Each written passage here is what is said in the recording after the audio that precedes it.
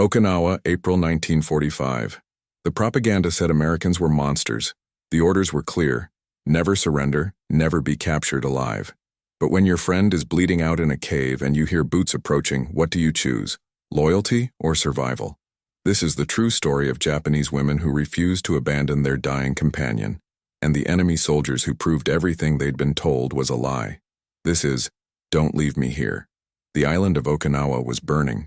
By April 1945, the battle had turned the tropical paradise into a living nightmare.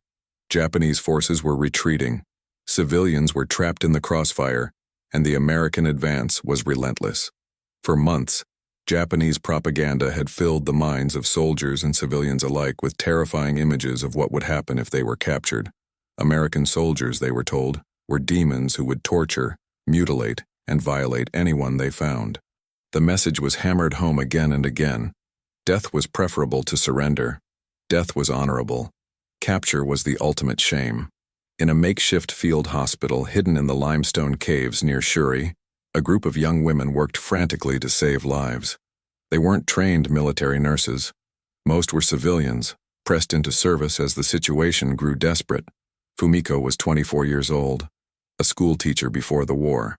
Now she wrapped bandages with shaking hands, trying to ignore the screams echoing through the cavern. Beside her worked Sachiko, 22, who had been studying to become a doctor before everything collapsed. Haruka, barely 19, was the youngest. Her hands trembled as she carried water buckets, her eyes wide with barely suppressed terror. The hospital, if you could call it that, was chaos. Wounded soldiers lay on bare rock. Supplies had run out days ago. The smell of infection and death filled the humid air. Outside, the rumble of artillery grew closer every hour. Then came the order. Lieutenant Nakamura gathered everyone who could still walk. His face was gaunt, his uniform torn and bloody. The Americans were less than a mile away. Everyone had to evacuate immediately. Move north, into the hills, find another position. And then he said the words that made Fumiko's blood run cold. Anyone who cannot walk must be left behind. We cannot slow down. The enemy shows no mercy. He handed out grenades to those who couldn't move. 2 seconds after pulling the pin, their pain would be over. Their honor would be intact. Fumiko watched in horror as soldiers placed the grenades beside dying men, some of them barely conscious. This was the reality of the Imperial Army's doctrine. You were useful until you weren't, and then you were expected to eliminate yourself to avoid burdening others, or falling into enemy hands. As the evacuation began, Fumiko moved through the cave, helping people gather what little they had. That's when she found Sachiko, sitting against the cave wall, her leg wrapped in blood-soaked bandages. 3 days ago, an American shell had hit near the cave entrance. Shrapnel had torn through Sachiko's right calf. They'd tried to clean the wound, tried to stop the infection, but without proper medicine, gangrene had set in. The flesh around the wound had turned black and green. The smell was unmistakable. Sachiko could barely stand, let alone walk miles through the jungle. Fumiko knelt beside her friend. Sachiko's face was pale, covered in sweat. "You have to go," Sachiko whispered. "I'll slow you down. Leave me the grenade. I know what to do." Her hand reached for the small metal object Lieutenant Nakamura had placed beside her. Fumiko grabbed her wrist. "No, absolutely not. We're getting you out of here." Sachiko shook her head weakly. "Fumiko, be realistic. I can't walk. You'll all die trying to carry me. The Americans will catch us."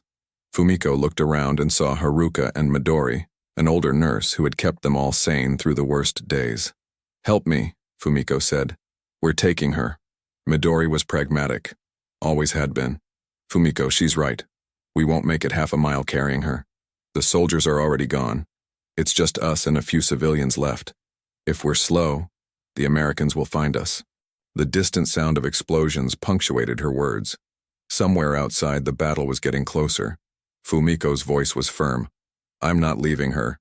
You can go if you want, but I'm staying with Sachiko." Haruka stepped forward, her young face set with determination despite the fear in her eyes. "I'll help carry her." Midori sighed, then nodded. "We're all going to die, but at least we'll die together." They fashioned a crude stretcher from bamboo poles and torn fabric. Sachiko protested weakly, but they ignored her. 4 women carefully lifted their injured friend and began the agonizing journey out of the cave. The jungle outside was a hellscape. Trees were shattered. The ground cratered from shells. Smoke hung in the air. They could hear gunfire in multiple directions, sometimes close, sometimes distant. It was impossible to know where the front lines were anymore. Everything was fluid, chaotic. They moved as quickly as they could, but carrying Sachiko was exhausting. Every few hundred yards they had to stop, gasping for breath, their arms burning. Sachiko drifted in and out of consciousness, sometimes murmuring apologies, sometimes silent. Hours passed. The sun was merciless overhead. They had no water left. Fumiko's hands were raw and bleeding from gripping the bamboo poles. Behind her, Haruka stumbled and nearly fell. They were in a small clearing, surrounded by dense vegetation. That's when they heard it. Voices, speaking English. The sound froze them all in place. American voices, close, maybe 50 yards away, moving through the jungle. The sound of boots on undergrowth, equipment rattling. Haruka's eyes went wide with terror. All the propaganda, all the stories flooded back. The Americans would find them. They would do unspeakable things. Midori's face had gone pale. Even Fumiko, who had tried to stay strong, felt ice in her veins. Sachiko stirred on the stretcher, barely conscious, murmuring, "Don't let them take me. Please." The voices were getting closer. They could hear American soldiers calling to each other, coordinating their patrol. There was nowhere to run. With Sachiko on the stretcher, they'd be spotted immediately if they tried to move. Fumiko made a decision. Put her down. Gently. They lowered the stretcher into the tall grass. We stay with her. All of us. We don't run. Haruka was shaking. They'll kill us. They'll do worse than kill us. The propaganda had been very specific about what American soldiers did to Japanese women. Mass rape, torture, mutilation. These were the images burned into their minds. Fumiko gripped Haruka's hand. If we run, Sachiko dies alone. We stay together. The American voices were very close now. Through the vegetation they could see movement. Olive-drab uniforms, helmets, rifles. A patrol, maybe 6 or 7 soldiers, moving through the clearing. One of them spotted them. He shouted something, and suddenly all the Americans were turning, weapons raising, voices calling out sharply. The women froze. This was it. The moment they'd been warned about their entire lives. The moment where the monsters would reveal themselves. Fumiko did something that surprised even herself. She stood up, placing herself between the American soldiers and her friends. She spread her arms wide, shielding Sachiko on the ground, with Haruka and Midori huddled close. She didn't speak English, but she shouted anyway, her voice hoarse and desperate. She shouted that they had a wounded woman, that they meant no harm, that please, please don't hurt them. The words came out in Japanese, meaningless to the Americans, but the emotion was universal. The tone was clear.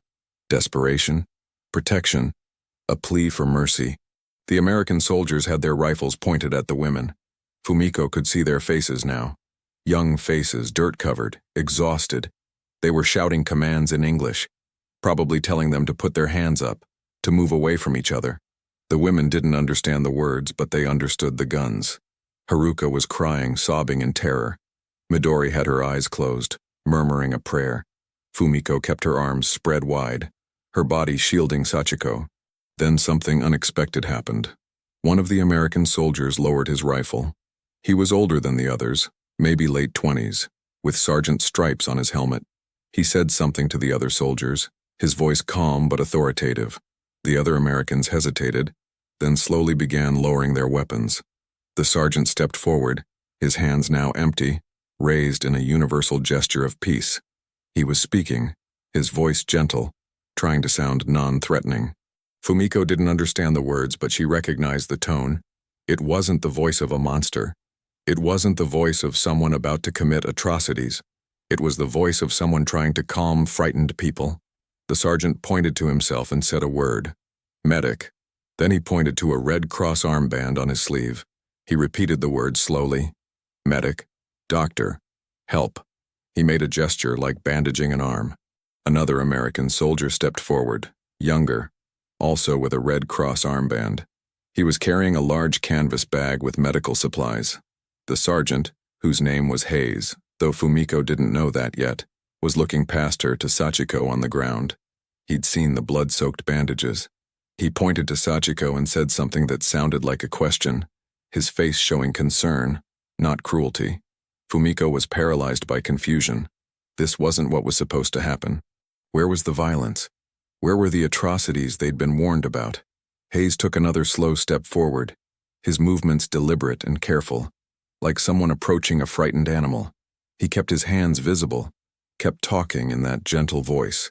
He knelt down, still several feet away, and opened his medical bag. He pulled out bandages, bottles of medicine, showed them to Fumiko. Haruka was still sobbing, convinced this was some kind of trick. Midori was watching with wide eyes, unable to process what she was seeing. Hayes pointed to himself again. Medic. Then he pointed to Sachiko and made a gesture of helping, lifting. He wanted to help her. He wanted to treat her wound. Every instinct screamed at Fumiko that this was a trap. The propaganda had been so clear. Americans were demons. They would use kindness as a trap, then strike. But looking at Hayes's face, at the genuine concern in his eyes, at the medical supplies in his hands, something didn't add up. Sachiko was dying. The gangrene was spreading. Without treatment, she had maybe a day, maybe less. Fumiko had kept her alive this long through sheer stubbornness, but she had no medicine, no way to save her. And here was an enemy soldier, a medic, offering help. Hayes seemed to sense her internal struggle. He pulled out a small photograph from his pocket and showed it to her. It was a picture of a woman and two small children. His family, presumably. He pointed to the woman in the photo, then to Fumiko, then to Sachiko. He was trying to communicate something.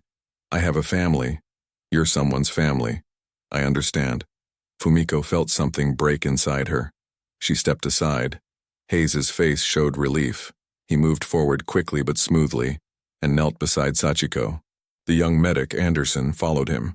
Haruka tried to pull back, but Fumiko held her in place. Wait, Fumiko whispered in Japanese. Just wait. Let's see what they do.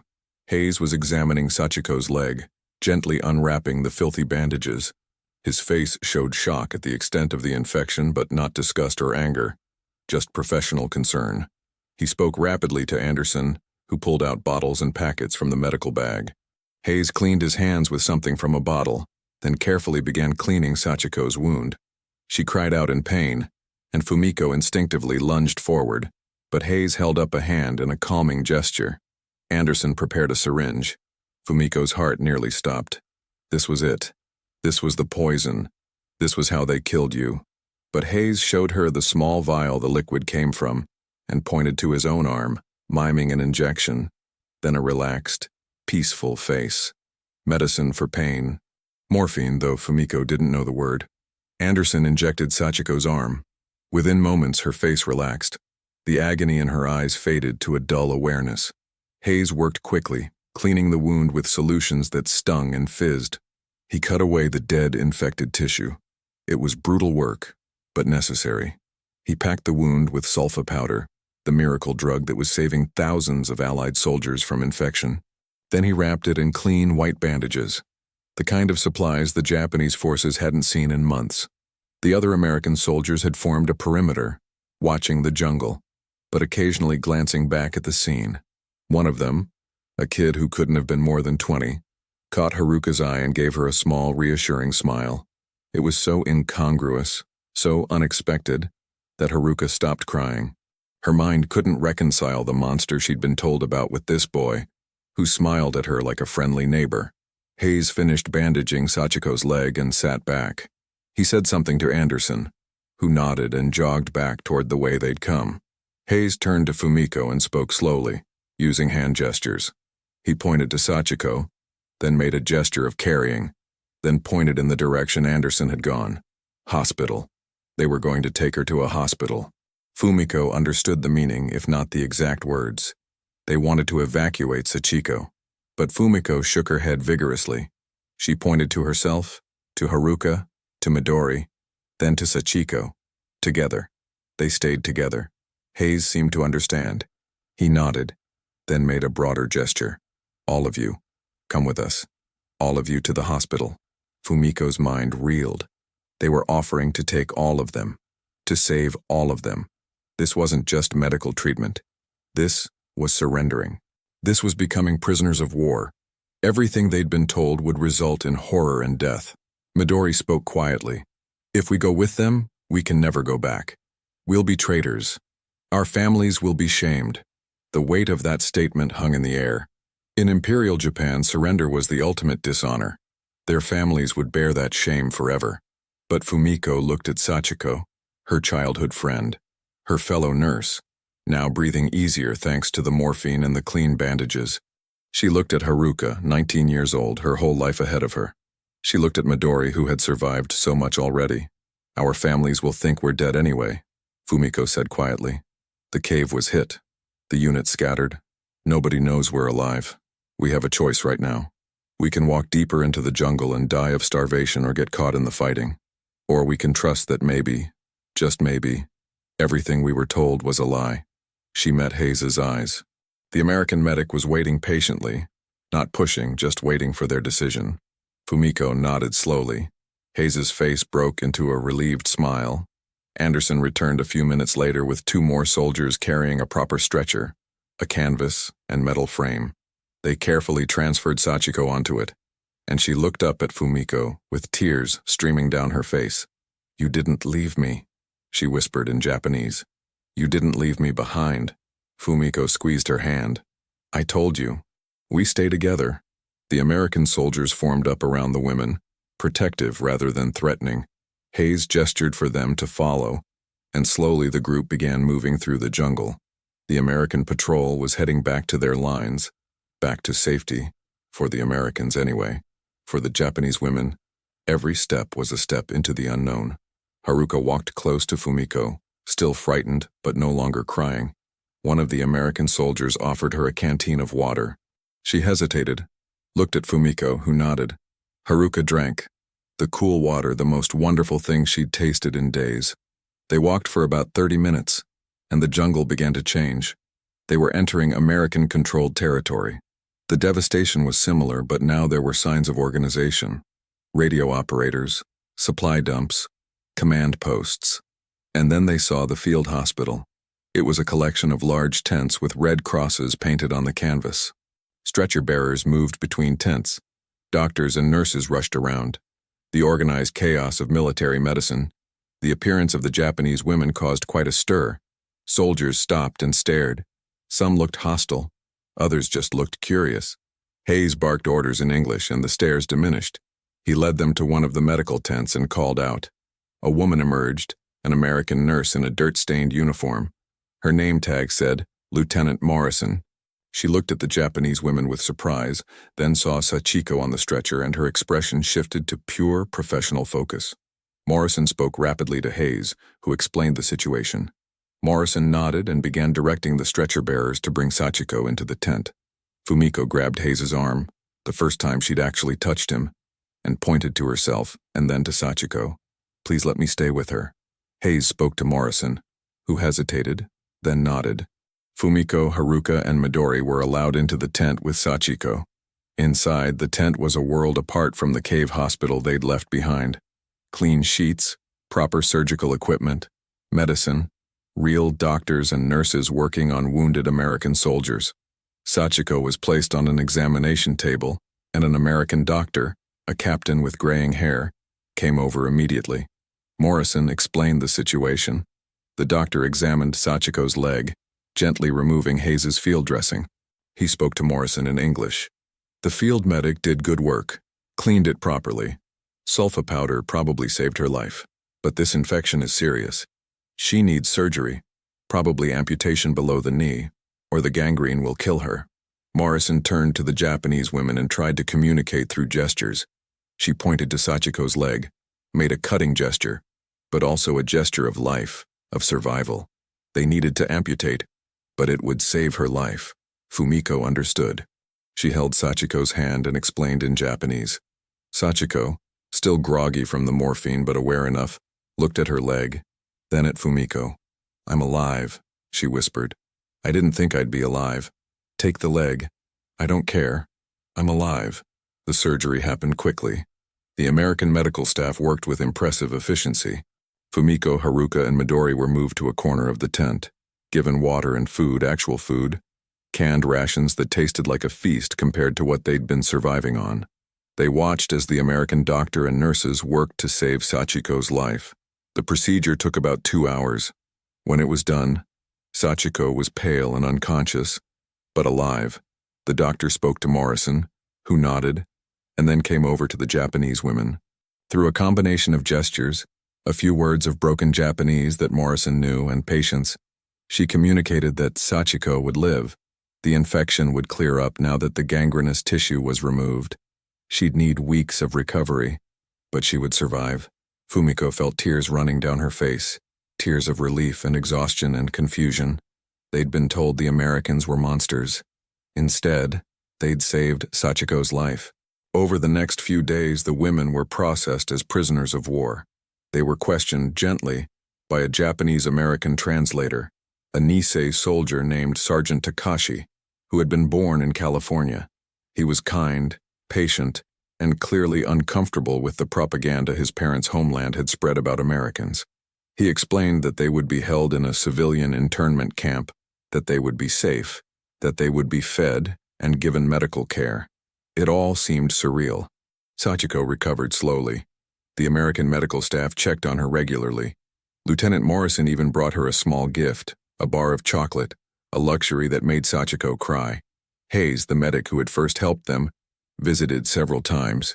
He couldn't communicate much beyond smiles and gestures, but his presence was comforting.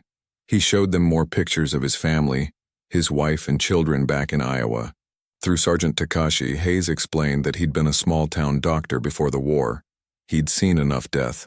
Saving lives, even enemy lives, was why he'd become a medic. The internment camp was located in a secure area behind the front lines. It was basic, but it was safe. There was food, clean water, medical care. The women were surrounded by other Japanese civilians who had been captured or surrendered. Hundreds of people, mostly women, children, and elderly men. The stories they told were similar. They'd been terrified of the Americans, but the reality was so different from the propaganda. Yes, there were incidents. Soldiers on both sides who committed atrocities. War was hell, and hell brought out the worst in some people. But the official American policy toward civilians was protection and care, not the systematic torture and murder the Japanese propaganda had promised. Fumiko struggled with what she'd experienced. Her entire worldview had been shattered. She'd been raised in Imperial Japan, taught that the emperor was divine, that Japanese soldiers were the bravest and most honorable in the world, that the Americans were subhuman barbarians. But the Americans who had saved Sachiko weren't barbarians. They were just men, scared and tired and far from home, doing their jobs. Some were kind, some were gruff, but none were the demons she'd expected. Months later, after the war ended in August 1945 with the atomic bombs and Japan's surrender, the women were repatriated to Japan. Sachiko returned home on crutches, her right leg gone below the knee, but alive. The reception was complicated. Japan was devastated, occupied by American forces, and struggling to come to terms with defeat. Some viewed the women as traitors for surrendering. Others were just grateful they'd survived. Fumiko eventually wrote down her story. Years later, as Japan rebuilt and the memories of the war began to fade, she wanted people to know what had happened in that jungle clearing on Okinawa. She wanted them to know that propaganda was a weapon as deadly as any bomb, that it dehumanized the enemy and made atrocities easier to commit or accept. But she also wanted them to know that humanity could survive even in the worst circumstances. That Sergeant Hayes, an American medic from Iowa, had seen 4 terrified Japanese women and chose compassion over hatred. That she and her friends had been willing to die rather than abandon Sachiko, even when their own military doctrine told them to leave her behind. The story of those women became a small footnote in the massive history of World War II. Thousands of similar stories existed, moments of humanity in the midst of industrial-scale killing. But for Fumiko, Sachiko, Haruka, and Midori, it was the defining moment of their lives. The moment they learned that loyalty to your friends could be more powerful than loyalty to propaganda. The moment they learned that the enemy might not be who you were told they were. The moment they learned that refusing to leave someone behind, even when it seemed hopeless, could lead to salvation from the most unexpected source. Sergeant Robert Hayes returned to Iowa after the war. He went back to being a small-town doctor, delivering babies and treating farm injuries. He rarely talked about the war, but he kept a small photograph in his office. It was a picture taken by an army photographer a few days after the incident in the jungle. It showed 4 Japanese women standing outside a medical tent, all looking exhausted but alive. In the center was a woman on crutches, her right leg bandaged, but smiling. On the back of the photograph, in handwriting that wasn't his, someone had written in Japanese characters. Years later, when a Japanese exchange student visited his office, Hayes asked what it said. The student translated, "You didn't leave me here. Thank you." The Battle of Okinawa was one of the bloodiest battles of the Pacific War. Over 100,000 Japanese soldiers died, but even more tragic were the civilian casualties. Estimates suggest that between 40,000 and 150,000 Okinawan civilians were killed, caught between 2 armies, victims of the propaganda that told them surrender meant a fate worse than death. Many committed suicide rather than be captured. Many were killed by Japanese soldiers who saw them as potential collaborators or liabilities. The tragedy was compounded by the fact that many of those deaths were based on lies, on propaganda that painted the enemy as inhuman monsters. But there were also thousands of stories like Fumiko's, stories of American soldiers who risked their lives to save Japanese civilians, stories of medics who treated enemy wounded with the same care they gave their own troops, stories of humanity persisting in the darkest moments. These stories were suppressed in the immediate post-war years, both in Japan, where they contradicted the narrative of honorable resistance, and in America, where the atomic bombs and firebombing campaigns made it easier to view the Japanese as deserving their fate. It's only in recent decades, as veterans have aged and historians have dug deeper into primary sources, that these stories have emerged. They don't excuse the atrocities committed by both sides. They don't erase the horror of the war, but they remind us that even in war, even when governments and militaries tell you the enemy is less than human, individuals can choose compassion. They can choose to see the humanity in the person in front of them, even if that person was an enemy moments before. Fumiko lived to be 87 years old. She witnessed Japan's transformation from a militaristic empire to a peaceful democracy, from devastation to economic powerhouse. In her final interview given to a local historian in 2008, she was asked what lesson she wanted people to take from her story. She thought for a long moment, then said, "Question what you're told about the enemy. They're probably just as scared as you are. They probably have families they want to get home to. They're probably not monsters. And if you have a chance to help someone, even if they're supposed to be your enemy, take it. Because that choice echoes through decades." Sergeant Hayes saved Sachiko's life in 1945, but really, he saved all of us. He saved our faith that humans could be decent to each other, even in the worst circumstances. That's a lesson worth remembering. The story of "Don't Leave Me Here" is a reminder that war is not just about armies and battles, but about individual choices. The choice to stay with a friend when doctrine says leave her behind. The choice to extend a hand to a terrified enemy when you could just as easily pull a trigger. The choice to question propaganda and see the human being in front of you. These choices don't end wars. They don't prevent the massive tragedies that wars create, but they do leave echoes. They do plant seeds. And sometimes decades later, those seeds grow into something better than what came before. If this story moved you, consider subscribing to this channel for more untold stories from history that remind us of our shared humanity. Leave a like if you believe these stories need to be told, and drop a comment sharing what this story meant to you. Sometimes the most powerful moments in history aren't the big battles or famous speeches, but the quiet acts of compassion that prove we're all more alike than different. Thanks for watching.